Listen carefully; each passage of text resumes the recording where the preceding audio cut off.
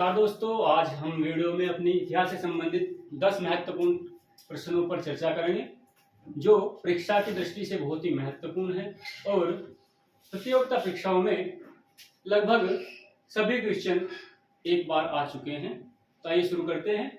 पहला प्रश्न है, महात्मा बुद्ध कालीन महाजनपदों की संख्या कितनी थी?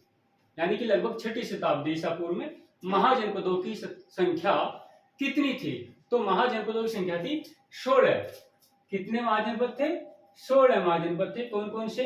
काशी, कौशल, अंग, मगध, वज्जी, मल, चेदी, वत्स, कुरु, पांचाल, मत्स्य, सूरसेन, अस्मक, अवंती, कांधार और काम्बोज। ये 16 महाजनपद थे। किसके समय में?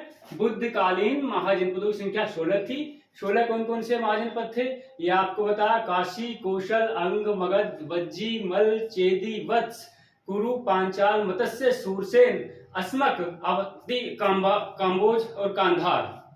उसके बाद प्रश्न नंबर 2, बौद्ध धर्म का प्रतीक क्या है? बौद्ध धर्म का प्रतीक क्या है? तो बौद्ध धर्म का प्रतीक है 8 तीलियों वाला पहिया।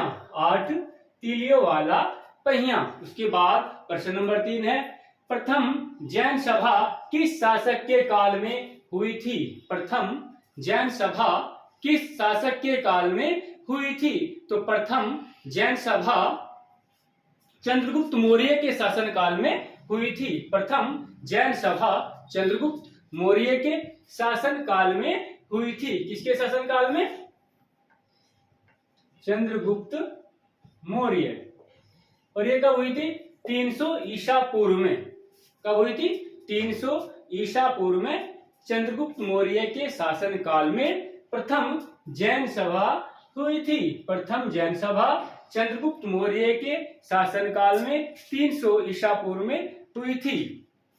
किसके नेतृत्व में हुई थी? ये हुई थी स्थूलभद्र एवं संभूति विजय के नेतृत्व में हुई थी। उसके बाद प्रश्न नंबर 4, महावीर स्वामी को ज्ञान की प्राप्ति किस नदी के तट पर हुई? महावीर स्वामी को ज्ञान की प्राप्ति किस नदी के तट पर हुई? तो महावीर स्वामी को ज्ञान की प्राप्ति ऋजुपालिका नदी के तट पर हुई। किसके तट पर?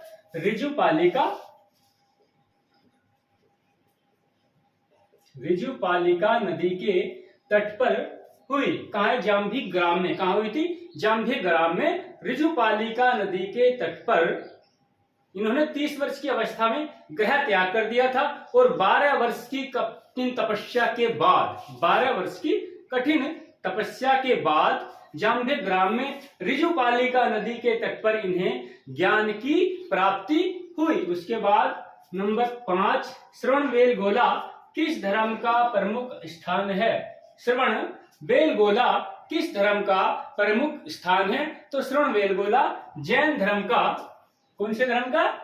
जैन धर्म का प्रमुख स्थान है। श्रवणबेलगोला जैन धर्म का प्रमुख स्थान है। कहां पे है श्रवणबेलगोला? कर्नाटक में। कहां पे है?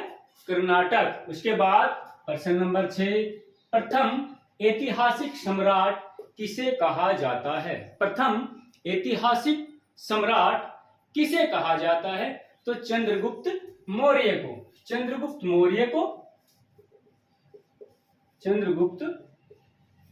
मौर्य को प्रथम ऐतिहासिक सम्राट कहा जाता है। प्रथम ऐतिहासिक सम्राट किसे कहा जाता है? चंद्रगुप्त मौर्य को प्रथम ऐतिहासिक सम्राट कहा जाता है। उसके बाद नेक्स्ट प्रश्न है, चाणक्य का वास्तविक नाम क्या था? कई बार कंपटीशन में आ चुका है। चाणक्य का वास्तविक नाम क्या था? तो चाणक्य का वास्तविक नाम था विष्णुगुप्त। क्या था? विष्णुगुप्त। चाणक्य का वास्तविक नाम विष्णुगुप्त था। इसके बाद अगला प्रश्न नंबर 8, अशोक के किस शिलालेख में कलिंग युद्ध की जानकारी मिलती है? दोस्तों, जितने भी प्रश्न हैं सभी परीक्षा की दृष्टि से बहुत ही महत्वपूर्ण है। प्रश्न है, अशोक के किस शिलालेख में कलिंग युद्ध की जानकारी मिलती है? तो अशोक के 13वें शिलालेख में। कौन से? 13वें शिलालेख में,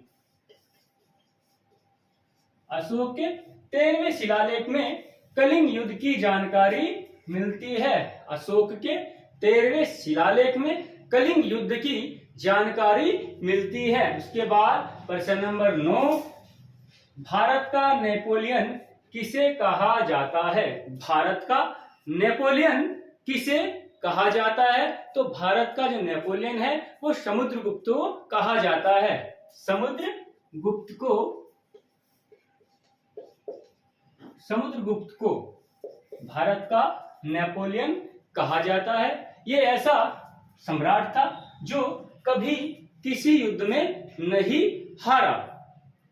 समुद्रगुप्त कभी किसी युद्ध में नहीं हारा और इसको भारत का नेपोलियन किसने कहा? यह कहा स्मिथ ने। स्मिथ ने समुद्रगुप्त को भारत का नेपोलियन कहा। 2 क्वेश्चन है कि भारत का नेपोलियन किसे कहा जाता है? समुद्रगुप्त को। और समुद्रगुप्त को भारत का नेपोलियन किसने कहा? यह कहा स्मिथ ने। उसके बाद प्रश्न नंबर 10, लास्ट क्वेश्चन, सोमनाथ मंदिर पर आक्रमण करने वाला पहला शासक कौन था? सोमनाथ मंदिर पर आक्रमण करने वाला शासक कौन था? कौन था शासक? महमूद गजनबी। महमूद गजनबी सोमनाथ मंदिर पर आक्रमण करने वाला शासक महमूद गजनबी था। कब किया था उसने आक्रमण? 1026 ईस्वी में। 1026 ईस्वी में सोमनाथ मंदिर पर आक्रमण करने वाला शासक महमूद गजनबी, इसने 1026 में अपने 5000 साथियों के साथ सोमनाथ मंदिर पर आक्रमण किया। एक बार रिवाइज कर लेंगे। पहला प्रश्न था महात्मा बुद्ध कालीन महाजनपदों की संख्या कितनी थी? 16। प्रश्न नंबर 2, बौद्ध धर्म का प्रतीक क्या है? तो बौद्ध धर्म का प्रतीक है 8 तीलियों वाला पहिया। प्रश्न नंबर 3 था प्रथम जैन सभा किस शासक के काल में हुई थी? प्रथम जैन सभा किस शासक के काल में हुई थी? तो प्रथम जैन सभा चंद्रगुप्त मौर्य के शासन काल में हुई थी। उसके बाद प्रश्न नंबर 4, महावीर स्वामी को ज्ञान की प्राप्ति किस नदी के तट पर हुई? महावीर स्वामी को ज्ञान की प्राप्ति ऋजुपालिका नदी के तट पर हुई। प्रश्न नंबर 5, श्रवणबेलगोला किस धर्म का प्रमुख स्थान है? श्रवणबेलगोला जैन धर्म का प्रमुख स्थान है। उसके बाद प्रथम ऐतिहासिक सम्राट किसे कहा जाता है? प्रथम ऐतिहासिक सम्राट किसे कहा जाता है? तो प्रथम ऐतिहासिक सम्राट चंद्रगुप्त मौर्य को कहा जाता है। उसके बाद प्रश्न नंबर 7, चाणक्य का वास्तविक नाम क्या था? चाणक्य का वास्तविक नाम विष्णुगुप्त था। प्रश्न नंबर 8, अशोक के किस शिलालेख में कलिंग युद्ध की जानकारी मिलती है? अशोक के किस शिलालेख में कलिंग युद्ध की जानकारी मिलती है? तो अशोक के 13वें शिलालेख में कलिंग युद्ध की जानकारी मिलती है। इसके बाद प्रश्न नंबर 9, भारत का नेपोलियन किसे कहा जाता है? भारत का नेपोलियन समुद्रगुप्त को कहा जाता है। उसके बाद प्रश्न नंबर 10, लास्ट प्रश्न, सोमनाथ मंदिर पर आक्रमण करने वाला शासक कौन था? सोमनाथ मंदिर पर आक्रमण करने वाला शासक महमूद गजनबी था, जिसने 1026 ईस्वी में अपने 5000 साथियों के साथ सोमनाथ मंदिर पर आक्रमण किया। तो दोस्तों, आपको वीडियो कैसी लगी? अगर वीडियो पसंद आए तो लाइक कीजिए और चैनल को सब्सक्राइब कीजिए।